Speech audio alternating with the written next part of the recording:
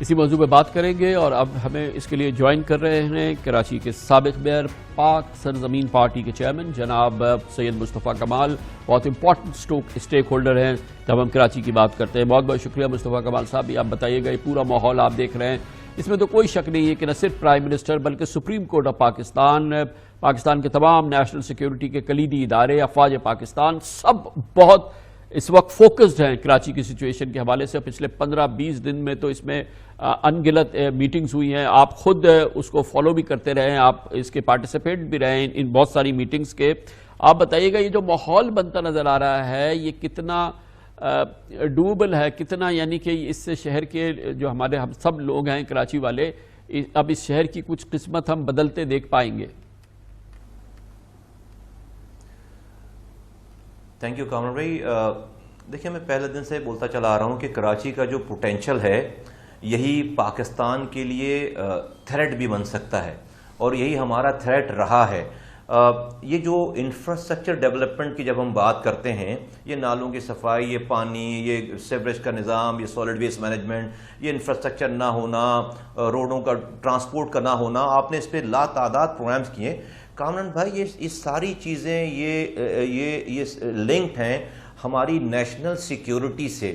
آپ کہیں گے کہ عجیب بات ہے کہ بھئی میں نالوں کی صفائی کو یا گھروں میں پانی بھر جانے کو میں نیشنل سیکیورٹی سے، ملک کی نیشنل سیکیورٹی سے اس کو جو ہے وہ کا ایشو سے کنیکٹ کر رہا ہوں۔ بالکل ہے۔ دیکھیے آج جو ہمارے پاس، یہ تو سب لوگ مان رہے ہیں نا کہ بھئی چیزیں ٹھیک نہیں ہیں، سب لوگ کہہ رہے ہیں، اس کو بھول جاتے ہیں کہ کس نے کیا کیا۔ اور میں سمجھتا ہوں کہ جو میں نے اب تک فالو کیا ہے، جو مجھے نظر آ رہی چیز، انٹینشن یہی ہے کہ دیکھیے کہ کراچی تباہ ہو رہا ہے تو ملک تباہ ہو رہا ہے، اور ہم سب لوگوں کو مل کر اپنی ماضی کو بھول کر ہمیں اس کراچی کو ٹھیک کرنے کی ضرورت ہے۔ اور یہ ایک نیشنل ایشو ہے، اس میں وفاق کو بھی اپنا رول پلے کرنا ہے، صوبائی حکومت کو اس میں لیڈ کرنا ہے، لوکل گورنمنٹ کو جو ہے اور اسٹرینتھن کرنا ہے۔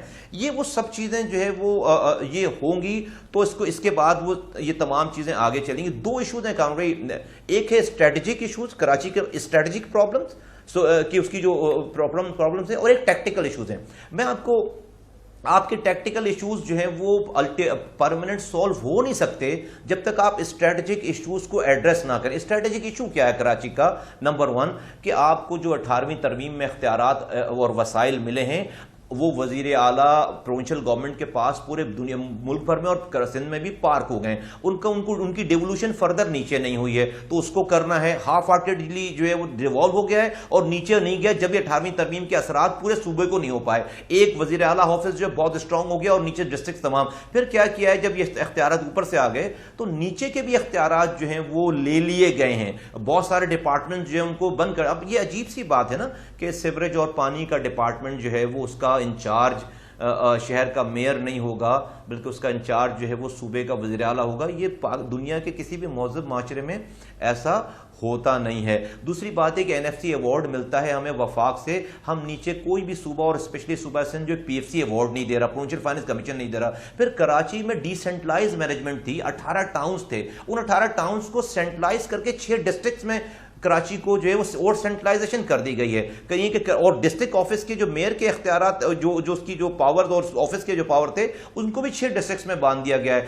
بلڈنگ کا ایک ماسٹر پلان ہوتا تھا کراچی کا جو کہ ایک واچ ڈاگ ہوتا تھا تمام اداروں کے اوپر، اور وہ سب سے زیادہ جو غلط چیزوں کو روکتا تھا وہ بلڈنگ کنٹرول کی غلط چیزوں کو رکھتا تھا۔ غضب خدا کا کہ اس ماسٹر پلان ڈپارٹمنٹ کو اب 2013 میں اسی جس کی وہ چوری روکتا تھا ماسٹر پلان ڈپارٹمنٹ، اسی بلڈنگ کنٹرول اتھارٹی کے انڈر میں اس کو دے دیا گیا، یعنی کہ کسی چوکیدار کو چور کے انڈر میں دے دی۔ یہ وہ اسٹریٹجک ایشو ہیں۔ ٹیکٹیکل ایشوز آپ کے آ جاتے ہیں، نالوں کی صفائی ہے، پانی K4 ہے، S3 کا پروجیکٹ ہے، سالڈ ویسٹ مینجمنٹ ہے، ٹرانسپورٹ ہے۔ تو اس حوالے سے میں سمجھتا ہوں کہ جب تک آپ یہ کام نہیں کریں گے کامران بھائی، یہ آپ کی نیشنل سیکیورٹی کا ایشو ہے۔ میں کیوں کہہ رہا ہوں؟ دیکھیے اب تو کوئی چھپی ہوئی بات نہیں ہے نا کہ انور صاحب نے بیٹھ کر کہہ دیا کہ ہم 21 سالوں سے پیسے لے رہے تھے رو سے اور الطاف حسین صاحب کو دے رہے تھے۔ رو کراچی میں کس لیے پیسے دے رہی تھی؟ اسکول کھولنے کے لیے؟ رو کراچی میں ہسپتالوں चलो मैं दवा देने के लिए पैसे दे रही थी। ये जो रॉ पेनेट्रेट करती है इन्हीं मायूस जहनों में पेनेट्रेट करेगी। ये जो लड़का एक आदमी बैठा है उसको पीने का पानी नहीं है, रात में बिजली नहीं है, जब वो जॉब पे जाता है तो कोई जो है वो जाली डोमिसाइल बनकर के लेकर उसकी जॉब भी ले चुका है, और वो घर आता है तो कचरा बाहर पड़ा हुआ है। उस आदमी को आप कहेंगे कि भाई तुम जाकर कुछ भी ये ब्लो बम बांधो और जाकर फट जाओ, तुम्हारे साथ जुल्म हो रहा है। तो 100 लोगों का अगर ये बात कही जाएगी तो 2 लोग ये बात मानेंगे, इसलिए कि आपने उसको मायूस कर दिया है, आपने उससे सारी होप ले ली है। तो ये जो कराची के हालात हैं, ये अब नहज पर पहुंच गई है चीज कि ये नेशनल सिक्योरिटी का इशू है, ये सिर्फ एडमिनिस्ट्रेटिव लोकल गवर्नमेंट या प्रोविंशियल गवर्नमेंट या फेडरल गवर्नमेंट के यकीनन, और यही वजह है यकीनन मुस्तफा कमाल साहब के इस लेवल की ये मीटिंग हुई सैटरडे को, और कितनी इसमें तड़प थी हमारे कलीदी रियासती इदारों की कि ये अब कराची को ठीक करना है, और इसके लिए तमाम सियासी जमातों की मुफाहमत हो, अंडरस्टैंडिंग हो, एक दूसरे से प्यार मोहब्बत के साथ मिल के एक दूसरे के रिसोर्सेज को जोड़ के पाकिस्तान के इस माशी शहरक को हम एक नई जान दें, नई ज़िंदगी दें। इतना बड़ा कलीदी इदारा, उसने उसके लिए छतरी का किरदार अदा किया, उसने मावनत का किरदार अदा किया, उसने जामिन का किरदार अदा किया।